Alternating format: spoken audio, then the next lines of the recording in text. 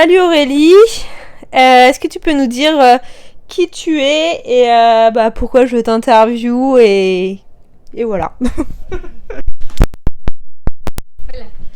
Alors, je m'appelle Aurélie, j'ai 24 ans, je suis passionnée de tiny house. J'ai fait construire au début cette tiny house par l'atelier des branchés. Je voulais juste une maison pour moi. Et je me suis demandé où est-ce que je la mettrais si j'avais une tiny house à moi. Et mon père est propriétaire d'un terrain à Saint-Brieuc. Et du coup, je me suis dit que je pourrais la mettre là-bas. Et à l'époque, j'étais à l'étranger quand j'ai commencé à me pencher sur ce projet-là. Donc, je me disais, le temps que je rentre, peut-être que je pourrais la louer à un étudiant. Et finalement, le terrain dont on est propriétaire est très grand. Et je me suis dit, plutôt que d'en avoir une seule, on pourrait en mettre plusieurs sur ce terrain. Et du coup, créer comme un espèce de mini village de tiny house pour étudiants. Moi, de formation, je suis ingénieure environnementale, je suis spécialisée dans le développement durable et du coup, ça me touche de partager, de sensibiliser notamment les jeunes au mode d'habitat alternatif et respectueux de l'environnement.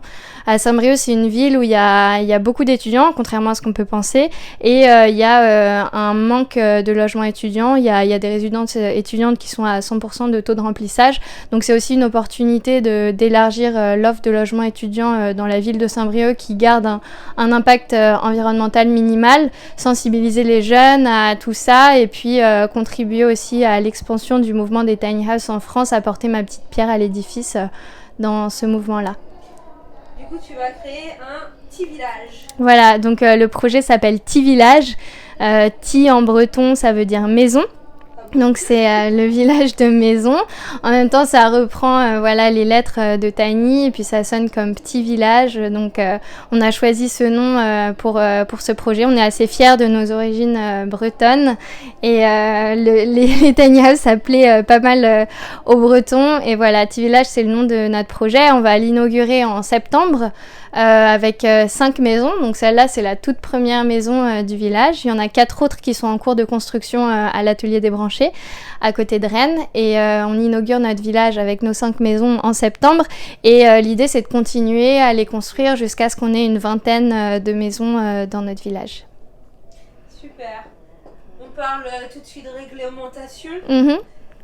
Comment tu fais pour créer un petit village de Tiny ? Ouais, alors on a la chance d'être déjà propriétaire de ce terrain qui fait 3500 m², qui est à proximité du centre-ville, qui est à 10 minutes en bus du centre-ville de Saint-Brieuc. C'est un terrain constructible et viabilisé, avec la VRD, voirie réseau distribution, juste en bordure de terrain. Donc la première fois qu'on a commencé à penser à ce projet-là, on est allé présenter notre projet à la mairie de Saint-Brieuc. Donc la première réaction qu'on a eue, elle a été assez négative. La première fois qu'on leur a dit voilà, donc il a fallu leur expliquer le concept, ils connaissaient pas, donc leur expliquer ce que c'est qu'une tiny house, etc. La première réaction qu'on a eue était négative, bah non, ça peut pas rester plus de 3 mois sur un terrain, votre projet, on va pas l'approuver. Et on est revenu les voir une deuxième fois, on est revenu les voir une troisième fois. La troisième fois, on a réussi à avoir l'adjoint au maire en charge de l'urbanisme et on lui a expliqué vraiment quelle était la démarche, que notre but c'était pas de faire un camping, que notre but c'était pas de faire de la promotion immobilière, on n'était pas des financiers, on est vraiment dans une démarche de sensibilisation environnementale, qu'il y a des véritables problèmes de logement étudiant à Saint-Brieuc et que ça apporte une solution qui en plus il y en a qui aiment bien dire c'est dans l'air du temps, c'est en ligne avec les problématiques qu'on a aujourd'hui, qu'elles soient environnementales, sociétales et économiques.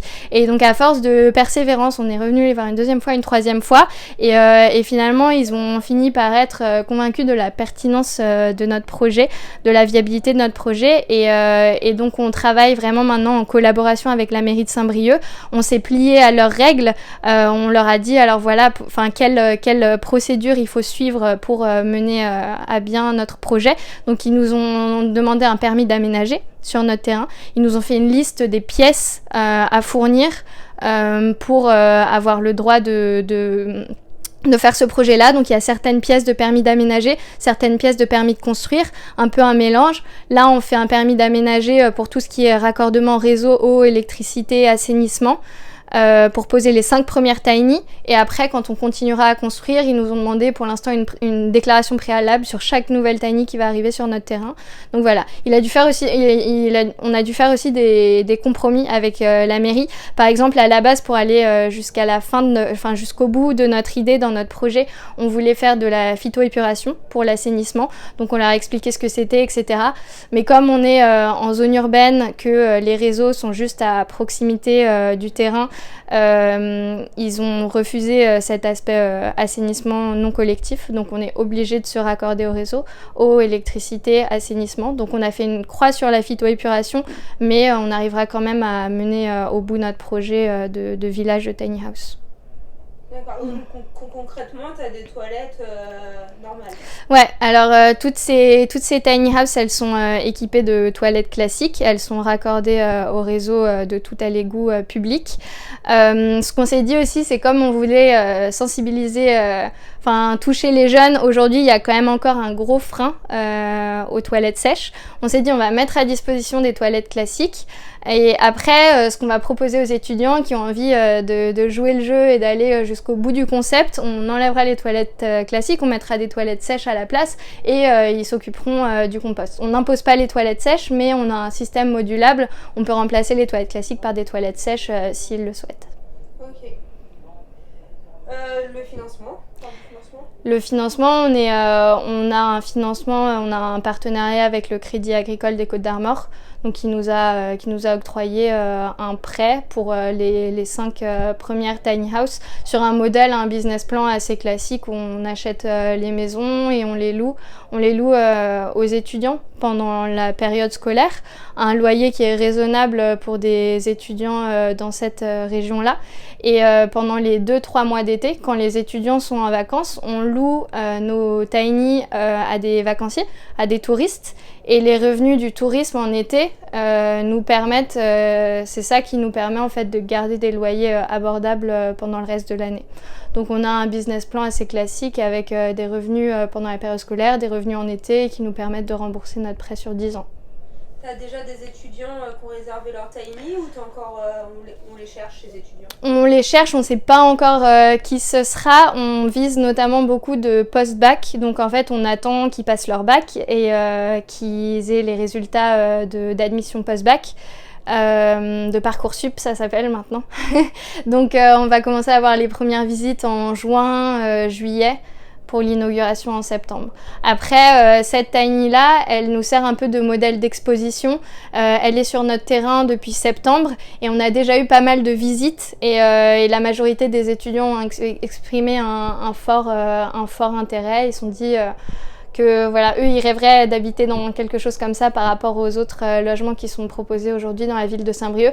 Donc on est assez confiants sur le fait de trouver des locataires pour nos 5 maisons à l'inauguration en septembre. Ah, tu m'étonnes.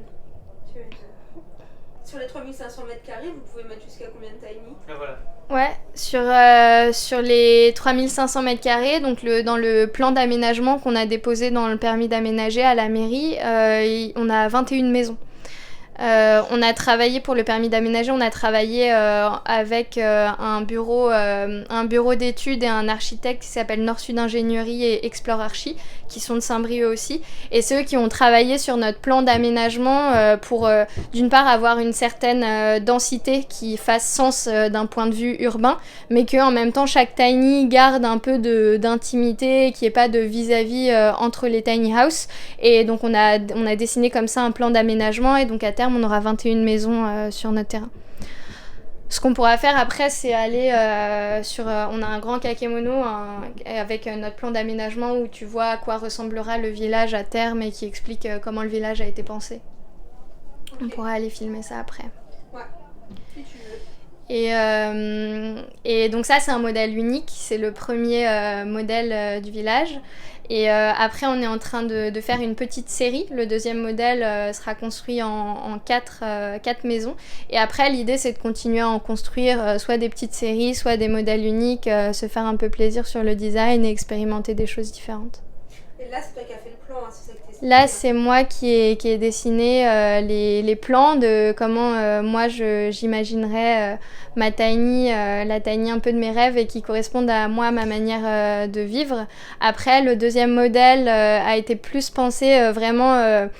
focus étudiant, où on se demande où est-ce que, quand on est étudiant, de quoi on a vraiment besoin, si on travaille sur son ordi, où est-ce qu'on met ses bouquins, si on travaille, si on a un ami qui vient travailler à la maison, de quoi on a besoin dans la cuisine, etc. Donc le deuxième modèle a vraiment été conçu comme ça. Les suivants, moi je rêverais de designer une tiny pour une coloc de 2 étudiants avec chacun son petit coin mezzanine, son petit bureau. Et après, voilà, il y a plein d'autres choses qu'on peut imaginer, donc on verra comment on imaginera les prochaines. Cool. On passe au suivant. Allez. Allez. Tu veux lui faire le lancer le micro ou... T'es prêt? On va faire valser la vaisselle. Attends, du coup, faut que je fasse aussi. T'es prête? Ah ouais, moi je suis prête. Hey, nouvel intervenant.